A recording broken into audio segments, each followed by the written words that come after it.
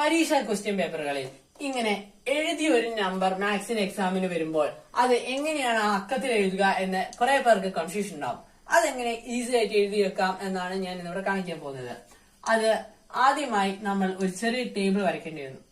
അത് നമുക്ക് വരച്ചു നോക്കാം. ആദ്യം വൺസ് എന്ന് എഴുതുക, വരയ്ക്കുക. ടെൻസ്,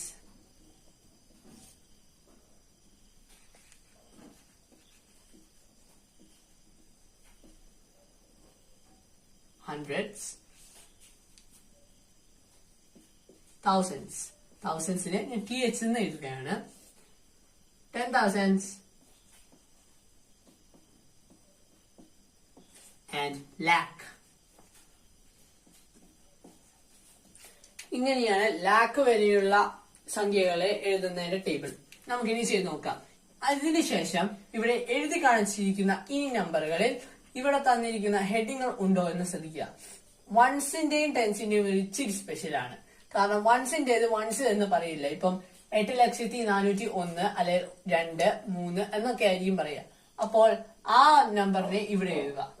ഒന്നിന്റെ വൺസ് എന്ന് എഴുതിയതിന് താഴെ 1. അതിനുശേഷം ടെൻസും ഒരു ഇച്ചിരി കുഴി പോലെയാണ്. കാരണം ടെൻസ് വരുന്നത് 11, 21, 31 എന്നാണ്. അപ്പൊ 30, 40 ആ ഒരു സൗണ്ട് ഇവിടെ ഇല്ല. അപ്പോൾ ഈ ടെൻസിന്റെ അടിയിൽ 0 എഴുതുക. ഇനി ഹൺഡ്രഡ്സ് നമുക്ക് നോക്കാം. ഹൺഡ്രഡ്സ് ഇവിടെ തന്നിട്ടുണ്ട് 400. അപ്പോൾ ഈ 100ന്റെ അടിയിൽ 4 എഴുതുക. അതിനുശേഷം 1000 ഇവിടെ കൊടുത്തിട്ടുണ്ടോ? ഇല്ലല്ലോ. അപ്പോൾ നമുക്ക് അവിടെ 0 എഴുതാം. 10,000 അതിനുശേഷം 10,000 ഇവിടെ കൊടുത്തിട്ടില്ല, അപ്പൊ 0 തന്നെ. ഇനി ഫൈനലി ലാക്ക്. ഇവിടെ ലാക്ക് കൊടുത്തിട്ടുണ്ട് 8 ലക്ഷം.